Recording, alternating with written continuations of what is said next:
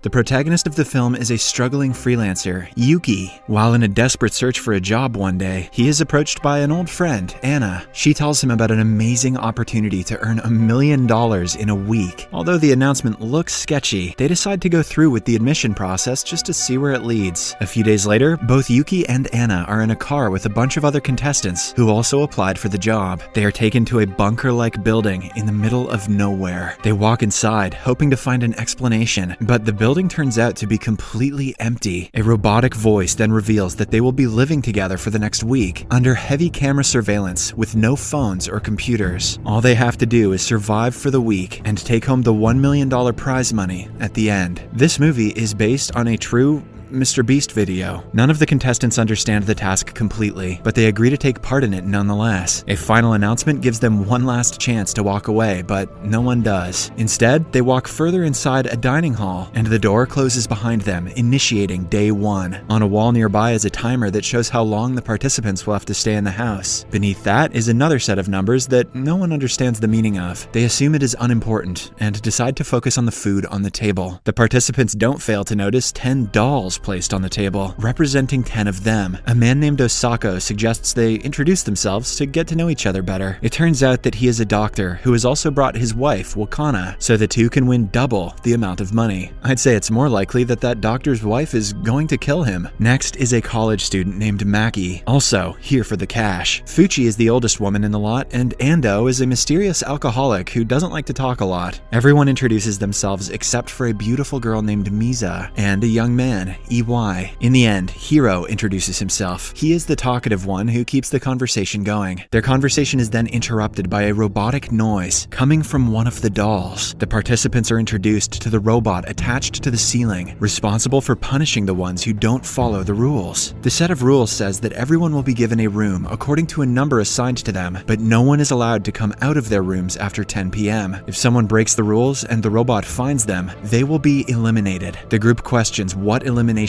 means, but they get no answer. According to the second rule, if someone commits a crime, everyone in the house should work together to solve it. One detective will point fingers at who they think the criminal is. Then, everyone will vote their verdict on the matter and eliminate the alleged criminal. The detective who solves the case will get a bonus if they survive till the end. Lastly, the game will end at the end of the week, or when only 2 survivors are left. The group grows nervous upon hearing the last rule, but Yuki calms them. He claims that if they live peacefully, no one will be harmed, and they will all get the prize money. A while later, the old woman and Misa are cleaning up the dishes when a talkative Hiro comes to them with a conspiracy theory. He claims that he recognizes the old woman from TV and asks her if she is a serial killer. The old woman nervously laughs, but the comment is enough to make Misa suspicious. Somewhere else, we find out that Osako lied about being a doctor to make people trust him. He and his wife Wakana are talking about their genius plan when they are interrupted by Hiro approaching them with another conspiracy, claiming that EY is a serial killer. Hiro could be a little more creative with these theories, but it is clear that he is trying to stir up drama by making people suspicious of each other. But his actual motive is still unknown. In the second hallway, Ando finds bloodstains on the wall. He assumes the game they are playing has been played before by another group. When the clock strikes 10, everyone goes into their room to avoid being caught by the robot. Yuki finds a chest by his bed and opens it out of curiosity. Inside is a fire poker and a note that asks him to kill a person with it. Yuki quickly closes the chest and goes to sleep scared. The next morning, he is woken up by Anna, who reveals that every room has a chest with the same message but a different weapon. Some contestants may decide to use their weapons, which means everyone must be careful. Suddenly, a scream from the hallways startles everyone. It turns out that someone used their gun and killed Hiro with 5 bullets to his body. Everyone is shocked, except EY, who laughs to himself, making the group believe he is the culprit. A scared Yuki tries running away, but the only door to the outside world is tightly shut. The group now has to investigate who the killer is, knowing that it is one of them. Suddenly, the guard carries Hiro's dead body to a room filled with 8 coffins for the 8 people who are about to be eliminated. Hiro is thrown into one of the coffins before the robot asks everyone to start the investigation. If the criminal is found, the detective, the criminal, and the family of the dead body will be given double the amount of prize money. Osako accuses EY of killing Hiro because he thought he was a serial killer. Moreover, the fact that he laughed when he saw the dead body only adds to the group's suspicion. Yuki takes EY's side and tells everyone to show their weapons before they start pointing fingers. The one who has a gun will automatically be the culprit. The plan sounds good, but the rest of the group refuses to oblige because showing their weapons would put them in danger, since the killer would go for a member with the least dangerous weapon. Eventually, EY gets the majority vote and is declared a criminal. The guard robot picks him up and throws him in jail in the coffin room. Upon returning to his room, Yuki opens his chest again and is shocked to see a gun inside. The killer has exchanged his weapon with the fire poker to blame the murder on Yuki. He hides it, scared of being falsely accused. Then the group decides to check EY's weapon out of curiosity and find it empty. They assume that this means the killer is still one of them. A while later, Yuki meets Anna in the kitchen and tells her about the gun, insisting that he is being framed by the real killer. Anna believes that he is a good person and trusts his words. On his way to the room, Yuki finds the old woman in Anna's room going through her stuff. She thinks that Anna is the killer, but is proven wrong when she finds no gun in her chest. At night, Yuki checks the gun again and finds out it isn't missing any bullet. Confused, he counts them repeatedly and declares that Hiro was not killed with this gun. At the same time, something takes over the old woman and she decides to play detective, going around the house looking for the killer. She is only a few steps away from the room when a nail hits her forehead, ending her life. The camera moves and we see the killer is none other than Misa. The next day when the dead body is found, all blame falls on Anna. Since everyone knew the old woman suspected her of being the murderer, they think it was a revenge murder, even though Anna insists she is innocent. Yuki also takes her side, making Osako believe he is in on the plan. He brings out a knife, telling everyone to back off and let the culprit be punished. Ando tries calming the situation, but is in turn accused of being the murderer. When pushed, he reveals that 6 months ago, his son left home, saying that he had found a gig that pays a lot of money. He never returned home, which is why Ando decided to investigate this gig himself. He thinks that his son and the people with him died because they went against each other. The rest of the group understands his concerns, and the conflict dies down on its own. When everyone goes to sleep, Ando comes to Yuki's room and reveals that he has found a way to prevent any more deaths. He has figured that the robot moves only in a clockwise direction and remains dormant for 10 minutes before every round. This means if they walk behind the robot at all times, they will be able to roam around the house without the fear of being caught. This way, the group decides to keep watch in a pair of 2 every night to be safe. Anna and Yuki take the first shift, and while they are at it, Anna confesses she has started to like Yuki. Busy confessing their love, they do not notice the robot turn in a counterclockwise direction. The robot is seconds away from catching them before they hide. A few hours in, it is Wakana and Misa's turn to keep guard. However, Wakana is late, so Yuki decides to stay with Misa to help her. In the room with the coffins, Wakana and Osako are having fun together. Wakana remembers she's supposed to partner up with Misa and runs outside to help. When Osako is alone, the ceiling starts moving and crushes him to the floor. The following morning, everyone finds out about his death. A devastated Wakana vows to kill the person who killed her husband. I will get revenge on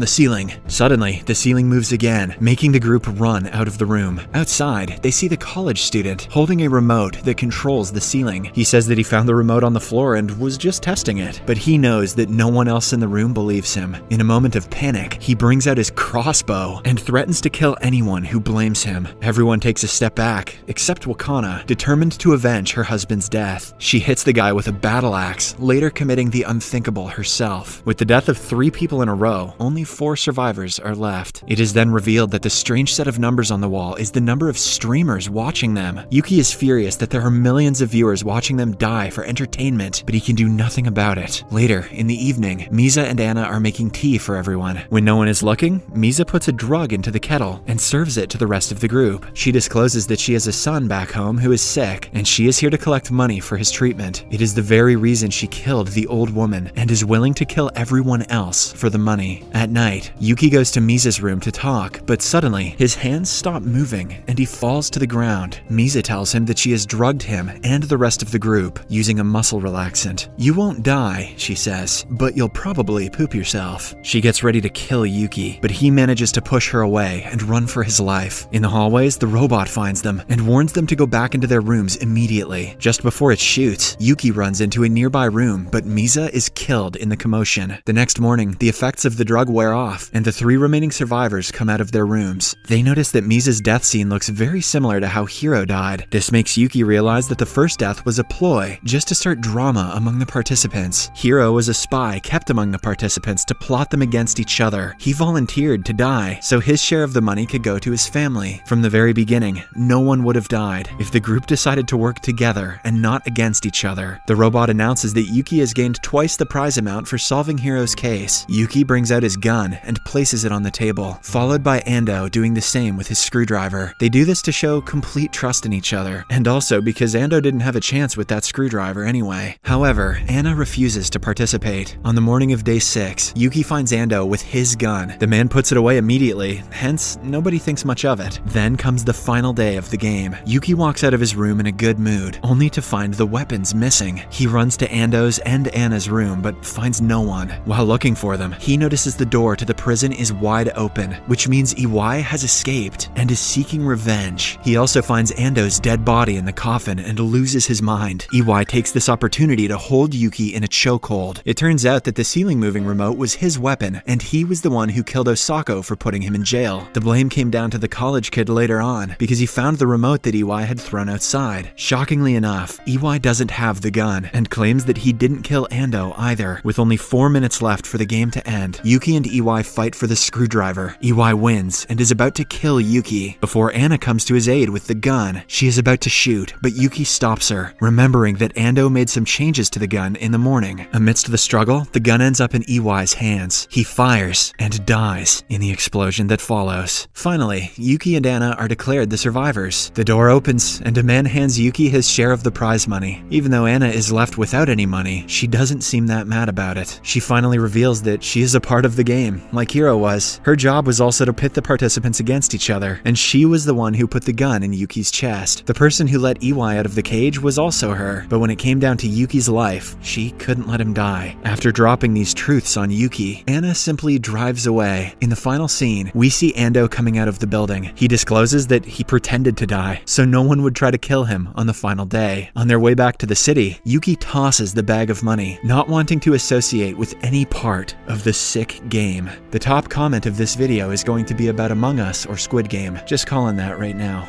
Subscribe for more videos like this, turn on notifications, and leave a like to help the channel out. Thank you for watching.